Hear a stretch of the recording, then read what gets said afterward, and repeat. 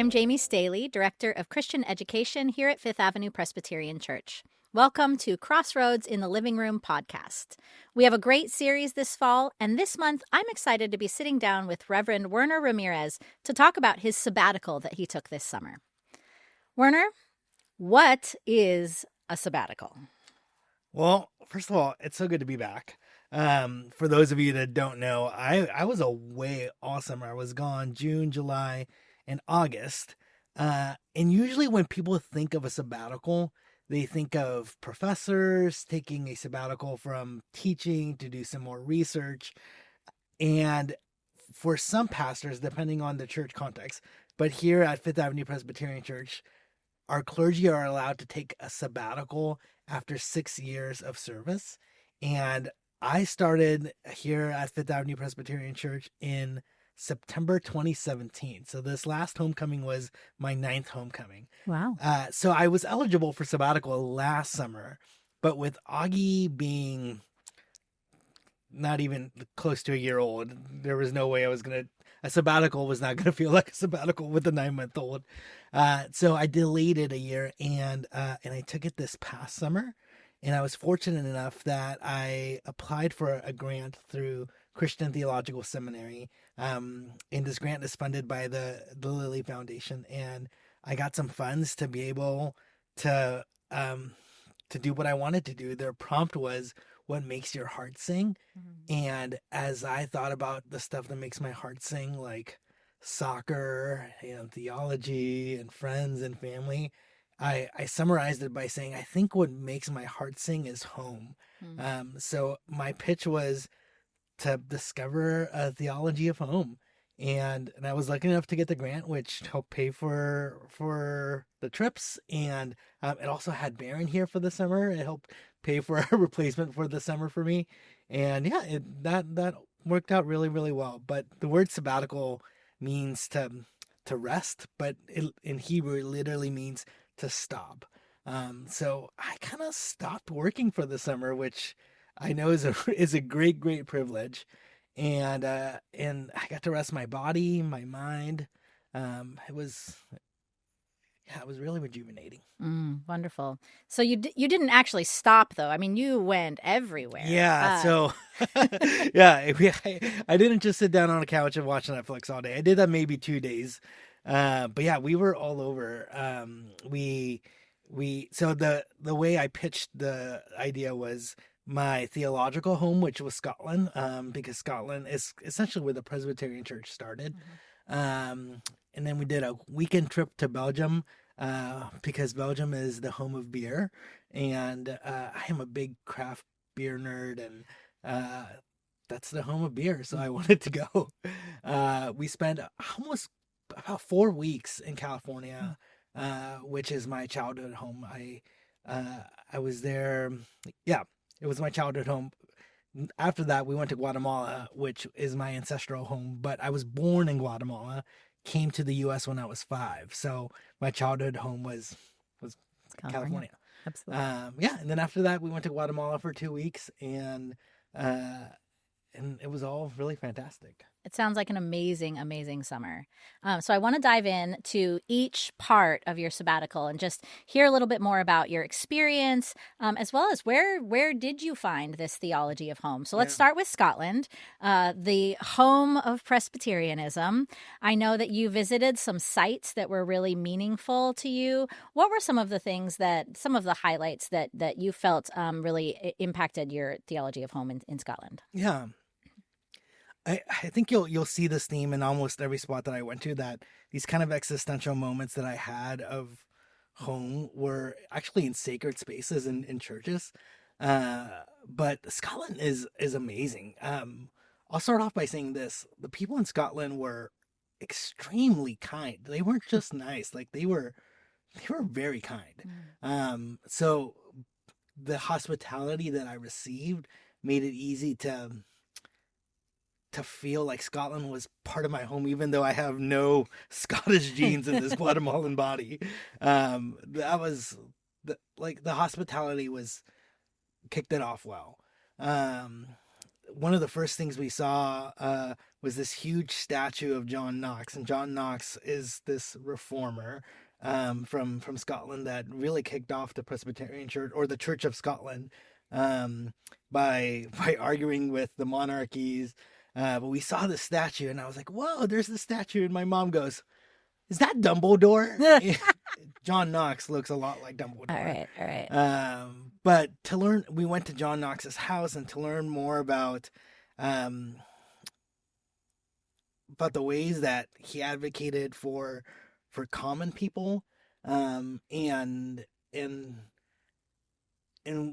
wanting to focus Jesus as the head of the church, and not the monarchy, and I don't know. It made me think about when we think about our faith and nationalism, and sometimes when it combines, like it gets messy. And even though he messed with it a little bit too, like he was a little messy. Yeah.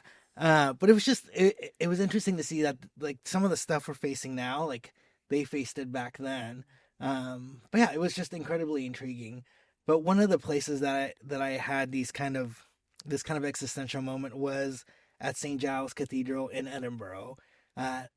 Every day, I think it was at noon, they have a 15-minute prayer service. So it's a busy place. There's tourist people come to Fifth Avenue Presbyterian Church, but not like the cathedral there. So they essentially kind of stopped the tourism for about 15 minutes. One of their clergy people come up and they read some scripture. They do a prayer, like a 3-minute homily, which is my style, like just very short homily. You found your home. Yeah. But as I sat down to like take this all in, like I was literally brought to tears because it was the first time that I was able to worship and not be at work. For the first time in a really, really long time. Yeah. So I didn't have to partake in leading in the worship, which I love to do. Absolutely. Like I'm glad to be back and leading and helping leading in worship. But it was nice to partake of that. So that was incredibly beautiful. And then at the Greyfriars Kirk, another church in Edinburgh, again seeing some of this resistance and protest. That church had this national covenant that was signed by these reformers in 1638, where they signed a document that said, like, the monarchy is not the head of the church. Jesus Christ is the head of the church. And it was just very Presbyterian. Like when we do confirmation with the confirmation student, that's one of the questions that session asks them. Like, hey, who is the head of the church? And when we do confirmation, sometimes like, is it Scott? I'm like, no, it's not Scott. Like it's Jesus. And yeah, this strong emphasis that the person we worship, the person that we believe is our Savior, the person that we believe is love for us, is the head of the church. And in Scotland, that declaration was not just bold, but it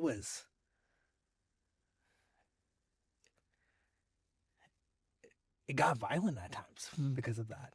Yeah. Persecution for that, for having such a strong declaration that the monarchy is not the head of the church. So it was, I felt like I walked into this area and there was these cloud of witnesses that were there before me. Amazing. Sounds like you had a bit of time to have your own cup filled, as someone who works in a church. No, absolutely. And there was those moments, but also Scotland is just so freaking beautiful. Oh, like that was just Edinburgh. We went to St. Andrews, and seeing the ruins of old cathedrals that oversaw the water. We went to the Stirling Castle. And the views there were just, Scotland is just so green. And then in the Highlands, just being surrounded by mountains of green and running into waterfalls. And did you meet a Highland cow? Oh, I love the Highland cows because they got the emo hair. Oh, the hair. Yeah, it's the best. Amazing. Amazing. So let's move to another place where you got your cup filled. Oh, hey yo, Belgium. Yeah. What you mentioned before you love craft beer, and Belgium is the home of beer. What made you decide on this place as somewhere that would be a theological or spiritual part of your journey? Yeah.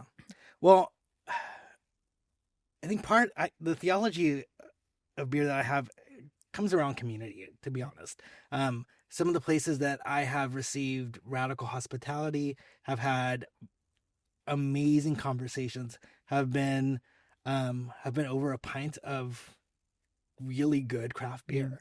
And for centuries, monks in Belgium were spontaneous brewing these beers to have something to drink, not to get drunk or anything, but it was part of daily life, and not in a way that was really respectful.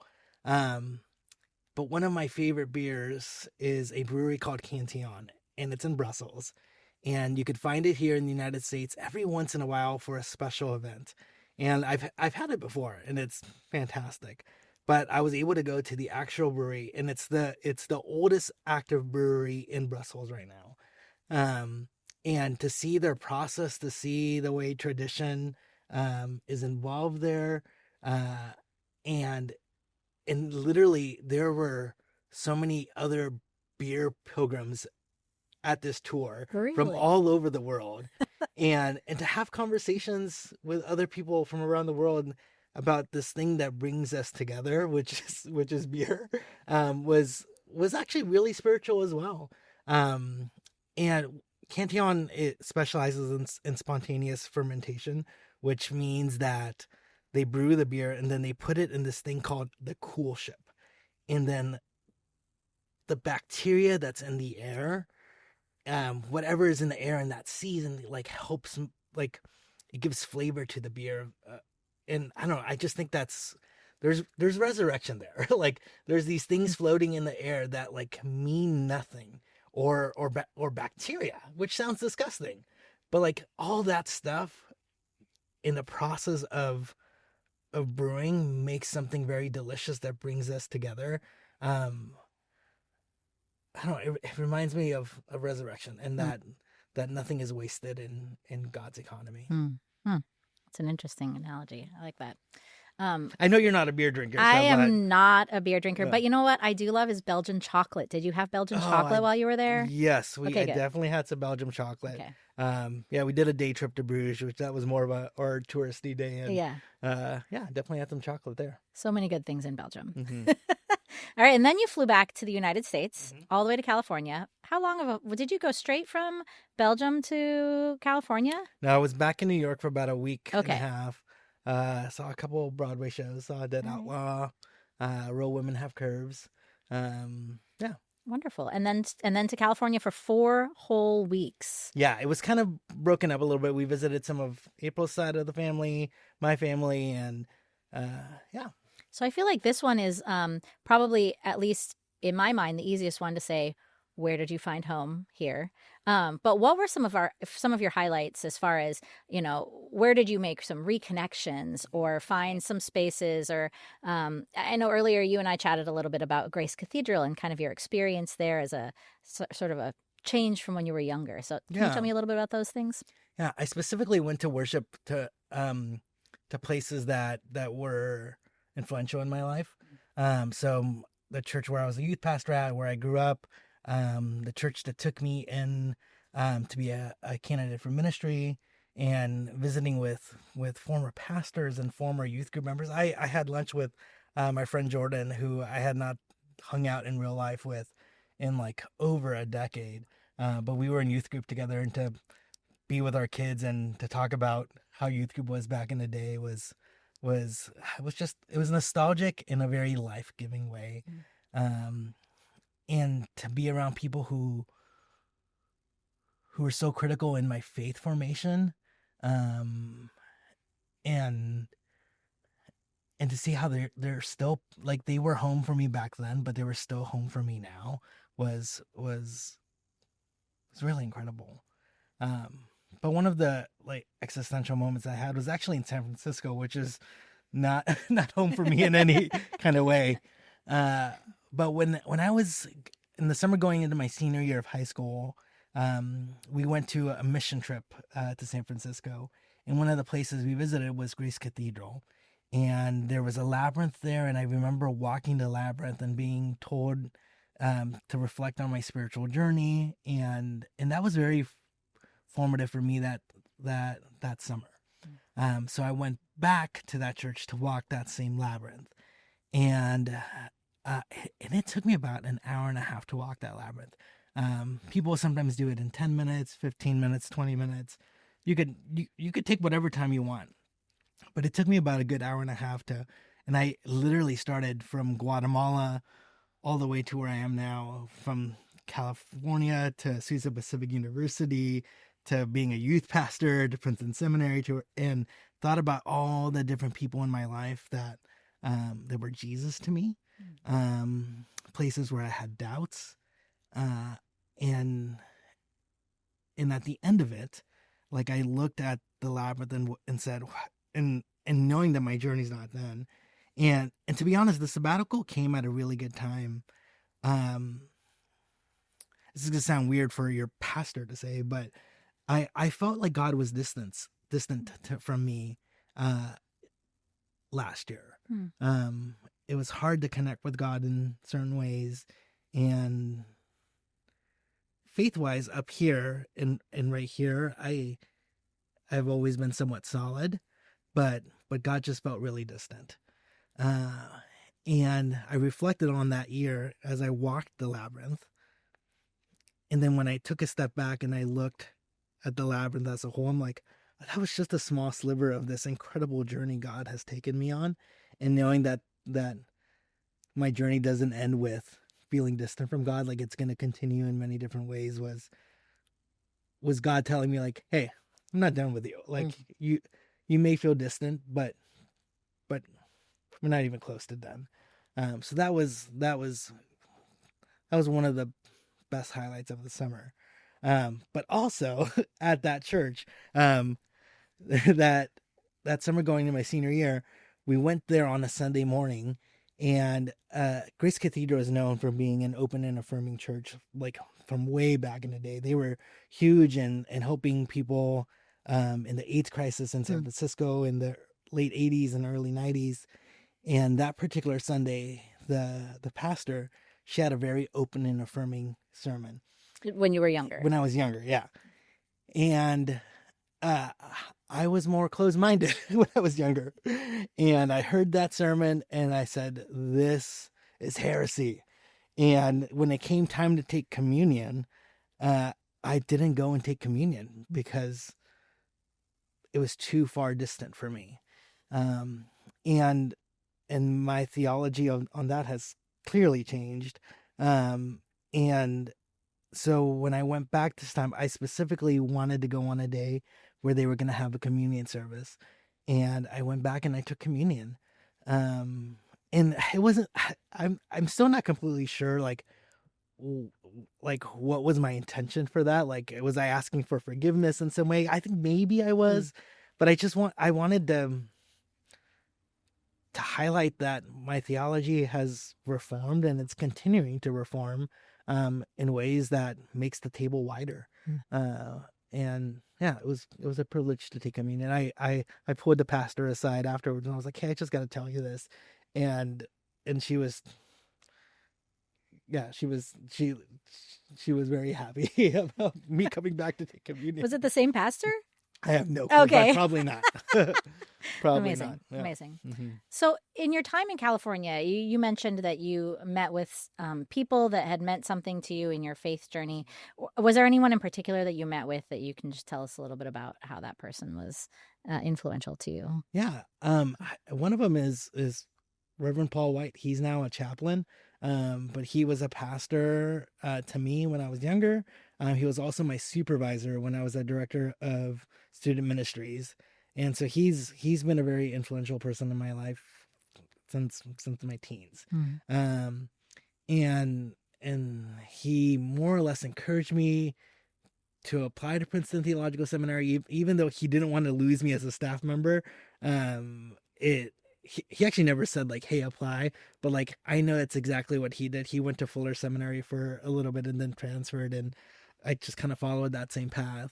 Um, but him and his wife, Jen, are people that that I look up to, that now my wife looks up to as well, and to share a Mexican meal with them and telling them about our journey right now is, and to reflect on some of the goofiness of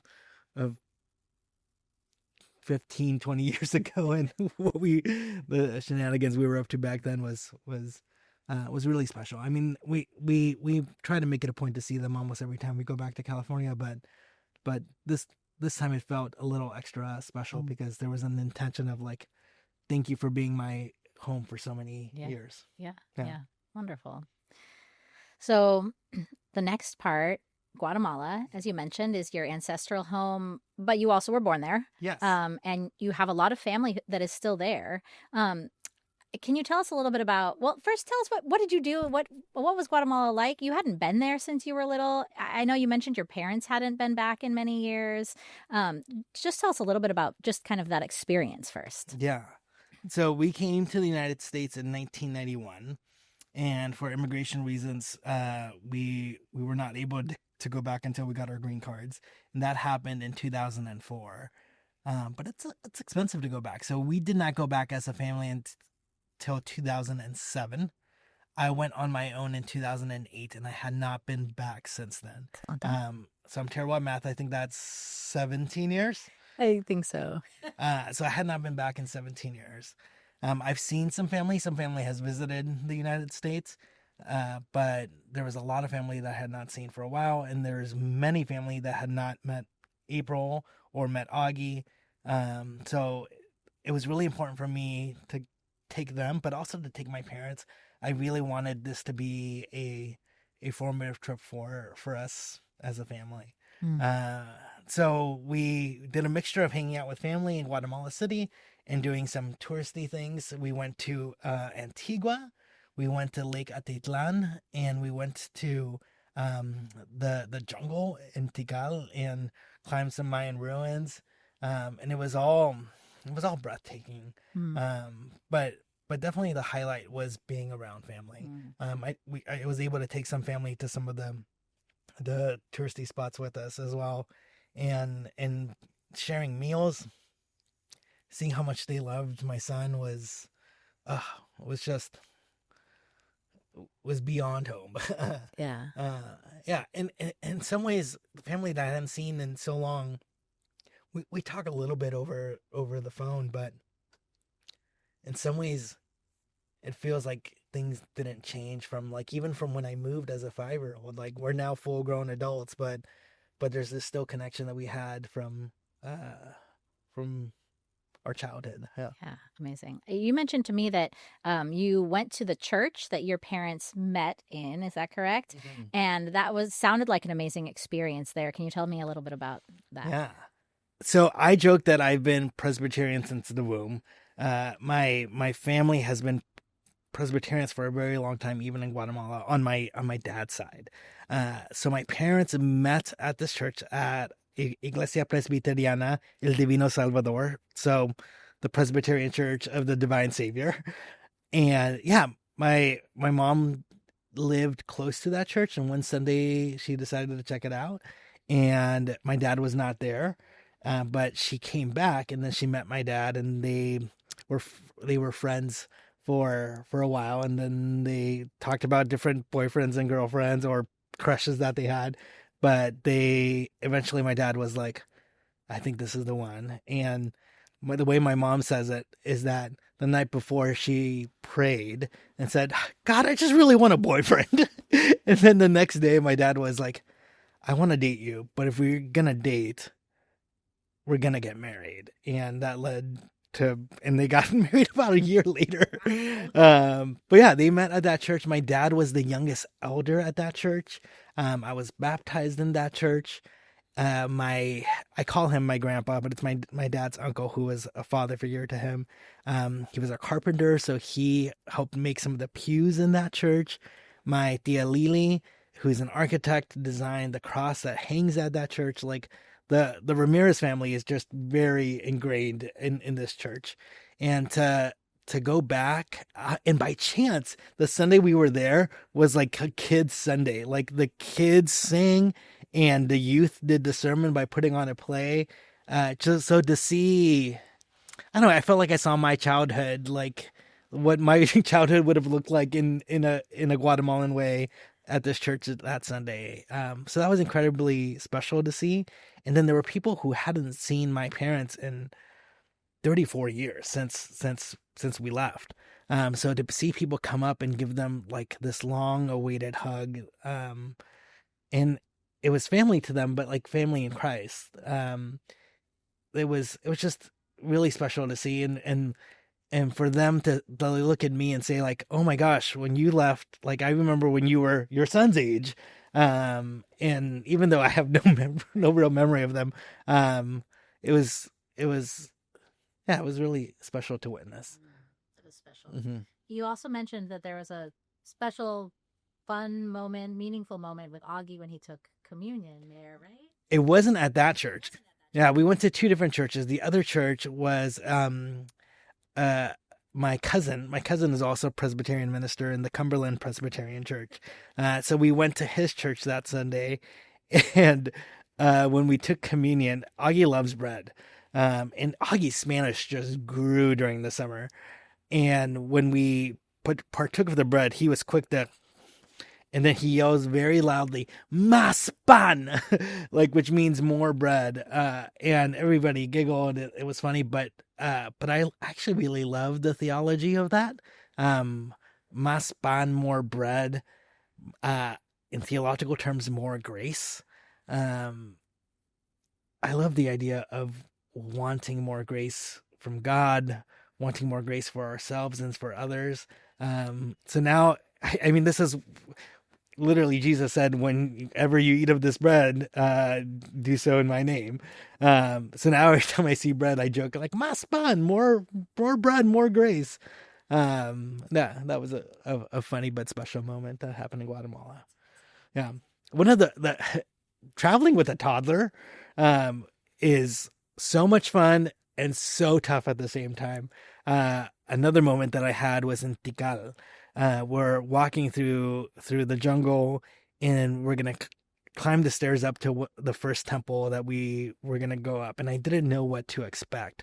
And we climb up, and then we get to the top, and there's lightning happening, but you just see like the ends of the world, in my opinion.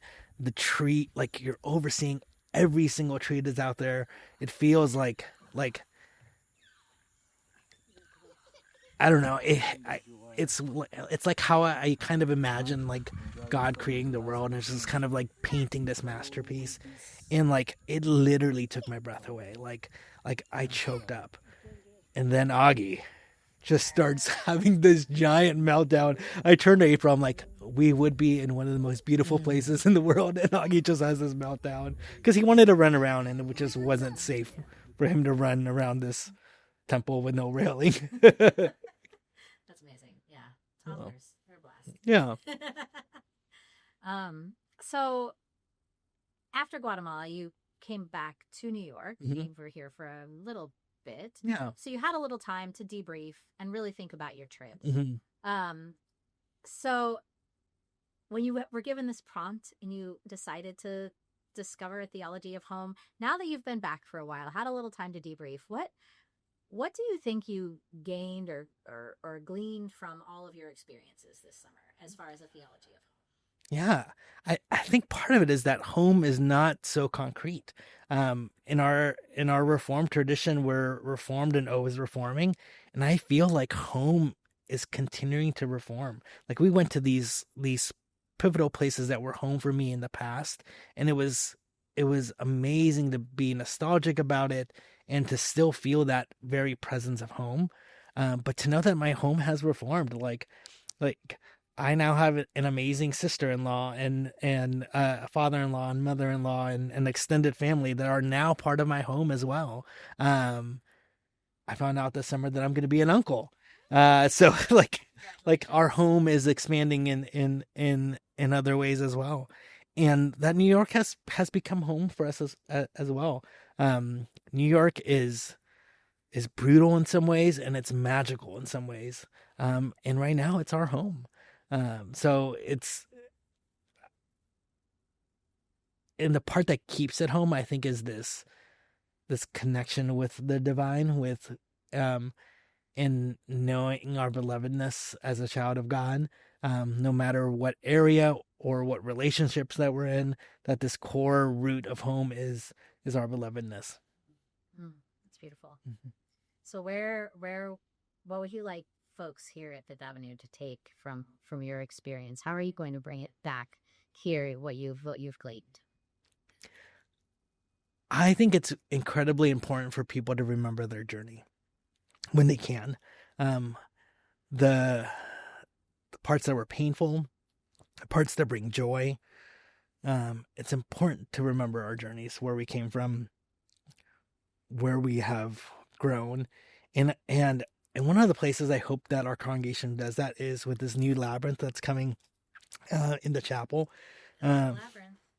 Is to reflect back on your journey and to see where God has been, where God currently is, and where you imagine God will continue to be with you as in this journey of life.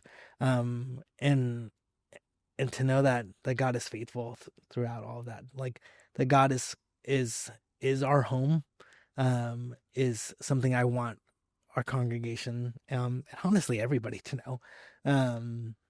Yeah. Can I say one more? Absolutely. A couple of things. I got to give you some like top meals. Oh, okay. So top meals in Scotland. This meat pie at the Scran and Scally in Edinburgh. Perfectly flaky crust, like the meat so tender, the potatoes. Yeah, Scotland's food was not my favorite food, but that meat pie at the Scran and Scally, fantastic. In Guatemala, just the breakfast of like having some eggs, platanitos fritos, fried plantains or maduros, with beans. Augie, in addition to maspan, likes to say mas frijoles still. He loves beans. That was so much fun to have that almost every morning. And then my carne asada meal with my family in California, where my dad grills this meat and sausage, and we have rice and like essentially a Guatemalan meal, but in the U.S. was fantastic.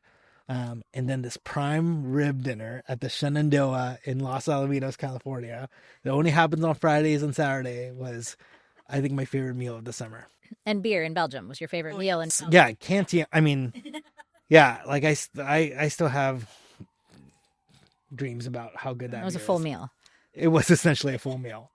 But one of the things that going back to Scotland that was really meaningful to me was we were in Scotland as the ice raids were starting in Los Angeles. So in some ways it was hard to be in another country while part of my home was suffering. And I almost felt it just didn't feel right that part of my home was suffering while I was exploring and having so much fun. But we were at this pub that was specifically a Sherlock Holmes pub. And I was wearing my LA Galaxy jacket. And the bartender comes up to me and gives April and I a free drink and says, "I'm so sorry for what's happening in your city." It was just so kind. It is kind. To see that they acknowledged the suffering that was happening in another part of the world. And even with the simple soccer jacket, connecting that suffering to and seeing me was so good. That's amazing. Thank you so much for joining me this morning, Werner. This has been really wonderful and so great to hear about your trip, but also so great to have you back. Excited for a really wonderful program year and to be able to continue to have conversations about what home means to everyone here at Fifth Avenue.